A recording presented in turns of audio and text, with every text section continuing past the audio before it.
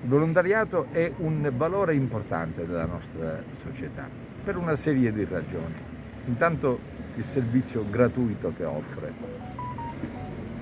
la rivendicazione e la riaffermazione del principio della solidarietà, la partecipazione democratica alla formazione di una coscienza sociale. Tutto questo credo che sia stato non sufficientemente valorizzato negli ultimi 30 anni anche in Sicilia.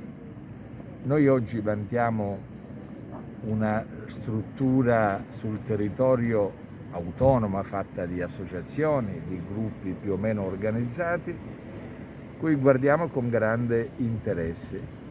Siamo intervenuti per dotarli di mezzi, di strumenti, dobbiamo fare ancora molto di più, dobbiamo rivedere la normativa che ci sembra ormai superata, tanto quella nazionale della quale si discute in questi mesi, quanto quella regionale. Ecco, 3 giorni di riflettori puntati su questo straordinario valore che si impegna nel sociale, nel sanitario, nell'ambientalismo e naturalmente nelle calamità naturali.